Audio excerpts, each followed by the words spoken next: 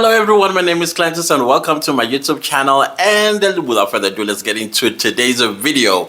So of course, this morning at the Gauteng High Court, the Senzo Meyiwa murder retrial resumed, and of course witness number 5, which was Mabasa. Well, I still don't think the line of questioning by Mnisi was anything to go by, even though I think him admitting to the court that Mabasa was talking about accused number 3, for me, I think kind of like sealed the deal that they are talking about accused number 3 regarding his different hairstyle and things like that. But I was not very interested in that testimony at all. And I remember last night thinking, I don't think Mumalo and Mshololo should get up and question this particular witness, because at the end of the day, he's not talking about their client. He was mostly focused on accused number 3. So of course, that is going to be for Nisi to interrogate the witness. And that is what we saw this morning. Of course, Ngumalo and Mshololo did not have any questions for the witness, as I thought, because I was thinking about, like, no man, why should Ngumalo and Mshololo question witness number 5? So of course, when that was done, the state then stood up and then alerted the court that due to unforeseen circumstances, the list of witnesses, of course, had to be amended. The person that was supposed to come today is unavailable. I'm thinking that is a Brigadier Gininda. What is a brigadier? Is it a captain? I think it's captain. So I think because it's unavailable, so they had to call one of the people that were present in the Khumalo house on the 26th of October 2014, and that is Mthokozisi Thwala.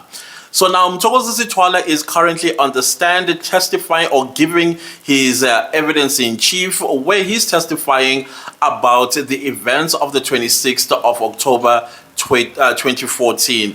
Of course, he went on a background little history about where he knows Senzo Meyiwa from. I think he said he knows Senzo Meyiwa from around 2000, 2002. And the reason why he knew Senzo Meyiwa is because his father, who used to be a professional player, turned into a scout. Meaning, like, if you go to KZN, they are everywhere. I think anyway, in any black township in South Africa, you will find like ex-professional soccer players turned into scouts. They will go and scout for talent that they are going to place in different professional leagues in South Africa, whether it's the Premier League or the lower leagues and things of that nature. So most of the times the boys will come to his father, Mthokozisi, and basically hoping that he will place them in different clubs in the country so they can start playing professionally. And so Senzo Meyiwa was one of those boys that went to his father, and that is how they struck up a friendship between the two of them. However, before they even became friends, he used to be friends with Mandisa Mkhize, who is Senzo Meyiwa's wife, I believe. And so they've known each other since when he was in primary school around 1997, 1998. And so they are still friends to this very day. So he does say that Senzo Meyiwa and Mandisa Mkhize then got into a romantic relationship which bore a child. Then we go on the events of the 26th of October 2014 as to how the day exactly started.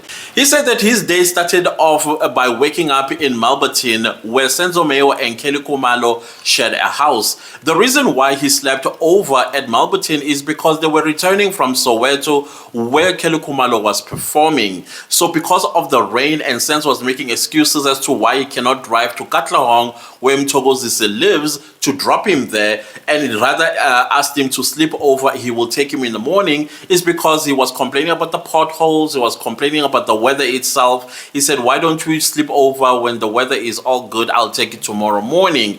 And that's exactly what Mthokozisi ended up doing. In the morning, the following day, this is now the 26th of October 2014, he wakes up at Malberton with Zandile, Senzo, and Kelly Khumalo. And then they started preparing for the day, and then Senzo Meyiwa was going to go to a party somewhere in Sunning Hill. He's not sure if it's Sunning Hill because he's not familiar with the suburbs of Johannesburg, but it was towards Pretoria.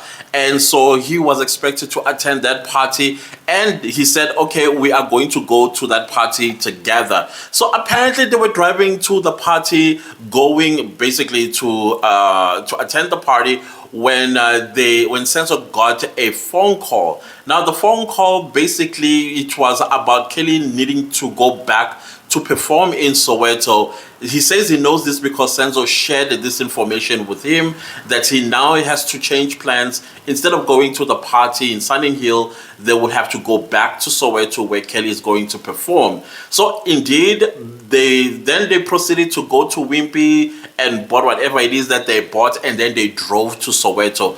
I think they went to Dorothy Nyembe. I don't know if it's an area or it's a stadium or it's an events venue, but in that venue, Ata Mufukate was performing. So of course, when they got there, Kelly Khumalo and Zandi left the car to go prepare so they can dance and sing on the stage. And when they were done, this is now around 4:30 in the afternoon, and so Senzo needed to go to the party because it was getting late and he was expected at the party. But somehow Kelly Khumalo did see that Senzo was not happy, and she wanted to know what was his problem, why he was behaving in the manner he was behaving. He says from Soweto, then that's when they started driving towards Katlehong, where Mthokozisi lives.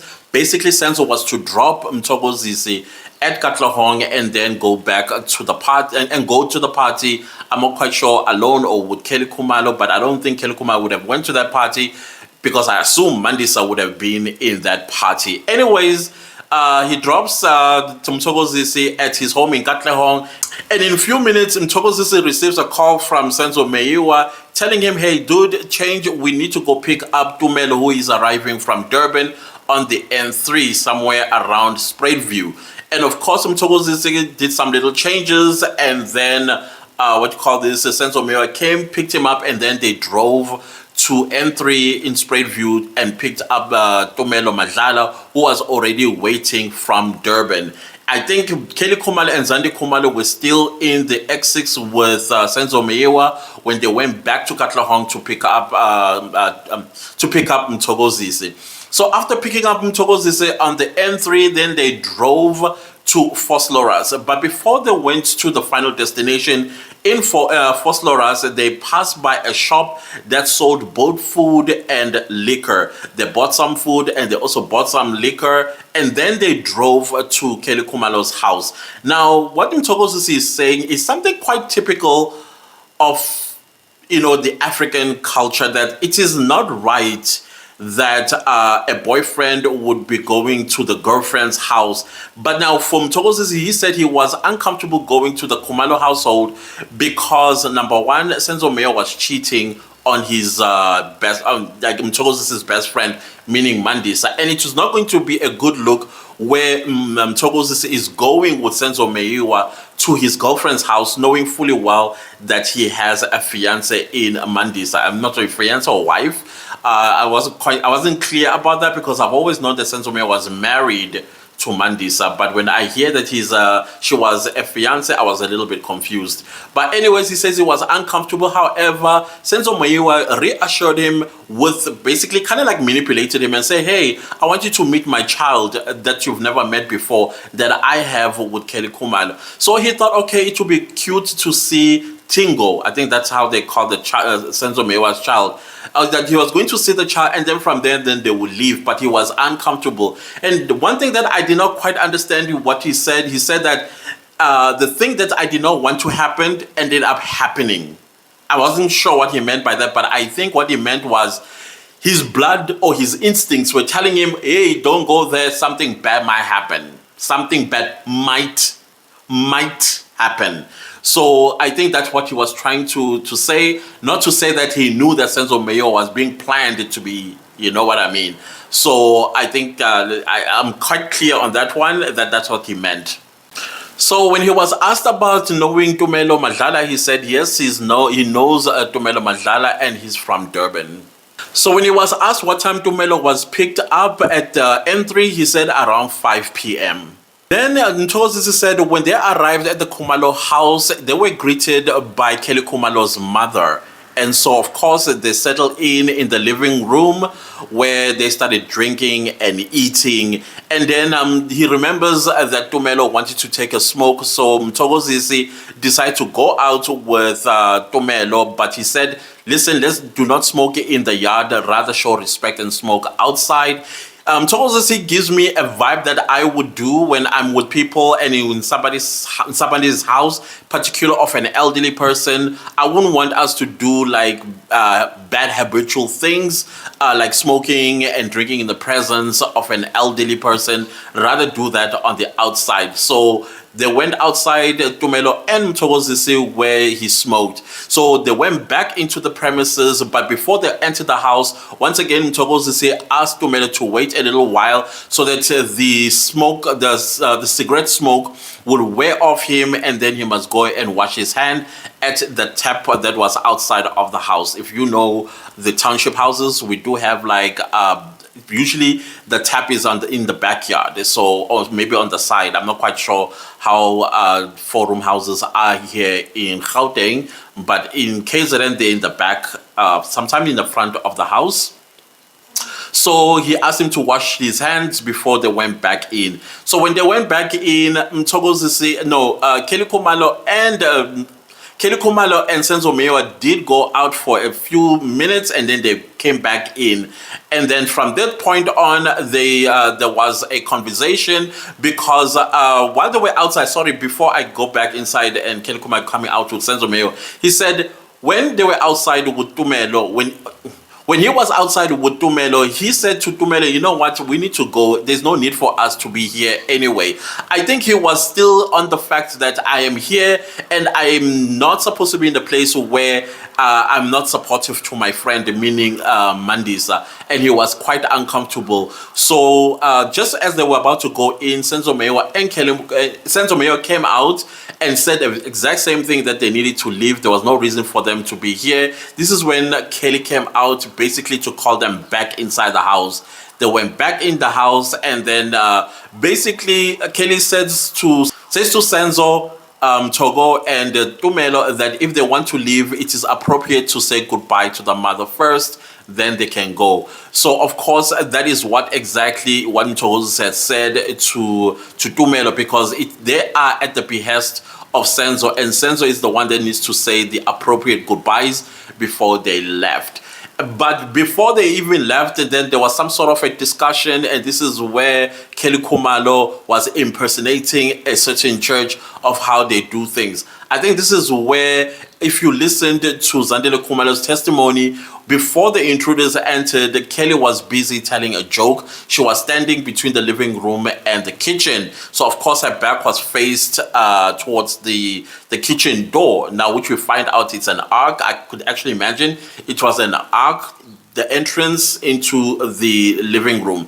And then Mthokozisi says this is when he noticed, or he saw a figure that was demanding for money and cell phones. He says at first he thought it was a joke because he himself is a jokester, so he did not take it all serious. But what he remembers seeing, he saw Kelly running into the bedroom that was opposite the kitchen arch, I think. And then this is when these people started being a little bit serious. He says how he saw that it was serious is when he saw a gun. That is when he realized, oh my goodness, this is serious. So he says that he saw Senzo trying to hide his cell phone between his thigh and the armrest. I'm not quite sure if he was explaining between his thighs or the armrest and his thigh. He was trying to hide the cell phone. He says his own cell phone, when he arrived at the Khumalo house, was already flat and turned off. So he saw a charger by the plasma TV, and then he put it on. But Kelly Khumalo came and disconnected it and put her own cell phone and left that cell phone there on the, I suppose, on the TV stand. And then he had thought that once Kelly was done charging her phone, she was going to replug it, and then the phone could charge. But anyways, now the intruders had entered. He said at first he saw only one. And then the reason why he saw the second intruder, it was because he saw, it was during the scuffle. He says the first thing that had happened, when they were pointed at with a gun as well as them demanding for cell phone and money, Longo stood up. And then he just pushed suspect number one and walked, not ran, walked out. I was like, wait a minute, but we all know that he ran out, according to Zandile's testimony. He ran out, but no, Mthogo seems to have been very conscious throughout this incident, because he could see everything. He was as if he was watching a movie. To me, that's how he sounded like. And then he says, Longwe, the guy that had walked into the house without greeting them, and then later on he found out that's Longa Thwala. Sorry, I forgot to mention that. That was Longa Thwala. He walked out after pushing suspect number one. As if he knew, to me, as if he knew suspect number one. Why suspect number one does not react and shoot him? Because they mean business. Remember, they want money and cell phones, and they cannot have any witness or leaving the house. So why did suspect number one just leave him? And he says, then everybody stood up. When everybody stood up, Senzo went for the guy with the gun, and then there was a scuffle.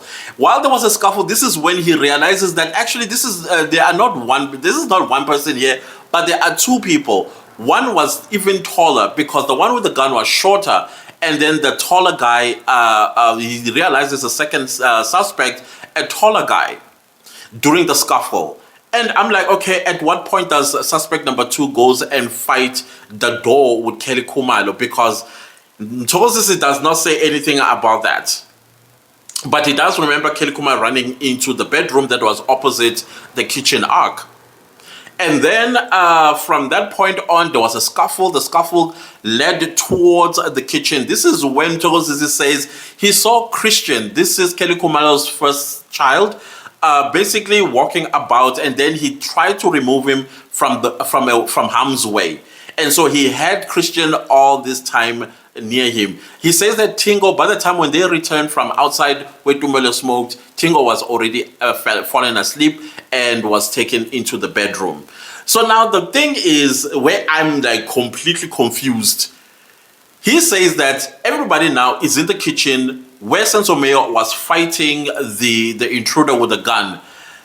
Khumalo, girl, no, okay, wait. Tumelo,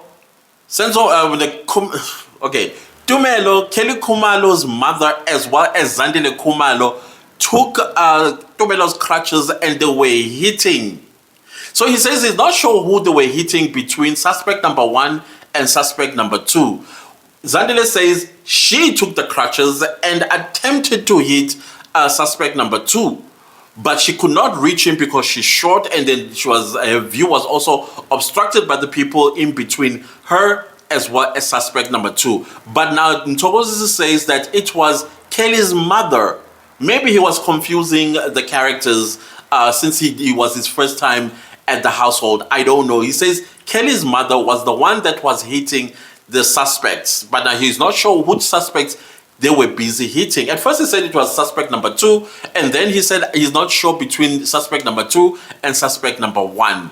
And then I'm still thinking suspect number one, he says that suspect number two had what looked like a sharp object, but he thinks it was a knife. And you're telling me suspect number two, when he sees Longwe number one just walking, not running, out the kitchen door, he does not stop him or at least stabs him, or he does not use that knife and stab whoever is trying to hit him with a crutch. That is where I'm like all lost. I'm like, what is going on? Who are these intruders? Because intruders, like I said, they're aggressive, and then they would shoot if they have to shoot and send a strong message to the rest of the people that we are. I want to use a certain word, but I'm not going to. YouTube, they would want to show that they mean business, but no. Nobody is stabbed, and yet suspect number two has something, a sharp object. Why is he not using it when he's seeing that these people are resisting them? And I don't hear anything from Mthokozisi's testimony where Zandile also ran out. But instead, she is counted amongst the people in the kitchen already, busy fighting off the suspects. Because he was asked who was hitting the suspect with crutches. He said, Tumelo, Kelly, Zandile, as well as the mother, Kelly Khumalo's mother, were busy hitting at the suspects, but he's not sure which one. And I'm asking myself, okay, fine, Senzo Meyiwa is on suspect number 1 trying to get a gun out of him. He says that as they were busy and he says he was not participating in the pushing and the scuffling. He was busy protecting the boy, I think Christian. He did not want Christians to be in harm's way while everything was taking place. He says the next thing that he hears is a gunshot. Now the question I'm asking, did he see who shot the gun? Did he see if they managed to get hold of the gun? Well, did Senzo manage to get the gun? Or did somebody of the other people that were in the kitchen manage to get a gun? He says at this point in time, Kelly had joined them. Now I'm asking myself, okay, Kelly, you ran into the bedroom. Why didn't you scream for help? That question will always be in my head. Why didn't Kelly Khumalo, when she managed to escape, get into the bedroom, why didn't she scream for help? But no, Kelly Khumalo gained some strength and she walks out of the bedroom and she's now in the kitchen in the scuffling. Now the question is, did they manage to get hold of the gun from suspect number 1? And when they did get hold of the gun, who accidentally shot Senzo Meyiwa? Because if it's a scuffle, then it's not intentional, the shooting of Senzo Meyiwa. It would have been accidental. Now, who did? Was it the perpetrator? Or was it somebody, one of the people that were in the house that disarmed the suspect and then thinking that they were shooting at the suspect but ending up shooting Senzo Meyiwa? I would like to know that. Who is this person? So when he was asked about the complexion or maybe describe how he looked like, he said he was not too dark, was not too light, but he remembered him being tall. And he said that he was wearing a hoodie and a hat or something like that. But he cannot tell the facial feature. The only facial feature he could tell was that his cheekbones were a little bit high. So Mthokozisi says that everybody was shocked. Then he saw an opportunity to run out of the house. As he says, he ran out of the house. As he was running out of the house, running down the road, he was followed by suspect number 2. That's when he jumped into somebody's yard, but suspect number 2 continued running down the road. This is when Mthokozisi says he meets the neighbors who were quite shocked and surprised at seeing him, and then he tried to explain himself. Like he told them, my name is Mthokozisi Thwala. I was in the Khumalo house. We are being robbed. And so, of course, the next door neighbors, I don't know, they were pretty shocked. And he jumped back into the Khumalo house. But before he jumped back into the Khumalo home, that's when he heard some noise and screaming. And then Zandile Khumalo's mother came out of the house. He jumped back into the Khumalo's yard. And then he asked Kelly Khumalo's mother, where is the gunman? He says he doesn't remember what she said, but he went back into the Khumalo household. And then he walked into the kitchen, through the arch. This is when he sees Senzo Meyiwa lying on the floor, gasping. And then he went to him and then he tried to lift his shirt and he saw that he had a bullet wound. He could not describe the bullet wound properly, but he said it's a bullet wound and it was not bleeding profusely. So this is when he heard a banging noise from another room. So he was not quite sure who is the person on the other side because he's not sure if the suspect number 1 with the gun is still around. And he was not sure who the person that was banging the door until it's Tumelo who shouted, "It's me, Tumelo." And then he went to try and open the door, but the door would not open. So he used the spoon to open the door. And indeed, it was Tumelo and he was by himself. He says that that's when he returned back to attend to Senzo Meyiwa. This is when he asked for towels so that he can put some pressure on the wound. And he was still breathing, he says. And people were already in the house, especially the next door neighbors were already in the house. And somebody said, because he's still alive, why don't you drive him to the hospital? Because somebody also said, call the ambulance, call the police. But someone says, no, but because he's still alive, drive him to the hospital. And that is when they picked him up. This is Tumelo, next door neighbor, boy. I think this is Kaya himself. And I'm not quite sure who else. Tried to put him in the X6 because it was heavy. And then in the car, he said he tried to lift his arm. I don't know okay, he tried to lift his arm to see if he was still alive. So he would lift his arm and then he would let go, but then he realized that Senzo was still holding on, because if he dropped it, that means he would have passed on. So he says that in the car, at the back seat, it was Zandile on the right, him in the middle, and Tumela on the left. And then Kelly Khumalo took the wheel, and this is when they drove really, really fast to the hospital. When they got to the hospital, Kelly Khumalo parked at the emergency section of the hospital. They all came out running, and then a nurse or doctors came with a stretcher, placed Senzo on it, and then they put him in some surgery room. About 5 to 10 minutes later, they came back out, and then the doctor asked for an elderly person. Then he thinks that it was Kelly Khumalo's mother, but Nthabiseng's testimony said it was her who went into the room where Senzo Meyiwa was lying, or next to the room where Senzo Meyiwa was lying, and this is when they delivered the news. Mthokozisi said he did follow, and this is when the doctor dropped the news that Senzo Meyiwa was no more. So Mthokozisi was asked what color t-shirt was Senzo wearing. He said it was a white t-shirt. When he was asked about the pants he was wearing, he said they were like navy pants with white runners. So at this point, we are on long adjournment. I think this is lunchtime, and of course, they're going to continue cross-examining, Mthokozisi Thwala will continue with his evidence in chief before cross-examination begin. I don't think this is going to take too long, unless it is going to be dragged by the defense team wanting to know a few things, because I think all of them should have some real good questions, because I've got questions myself. But I would address those questions in my next video, so I want to quickly get this one edited and posted before 2 o'clock when they resume from the long adjournment. Then I would discuss that later on in the evening. Anyways, guys, if you like the video, give it a like. If you didn't like the video, give it a like. Anyways, subscribe to my YouTube channel, and don't forget to click the bell notification so you get notified every time I upload a new video.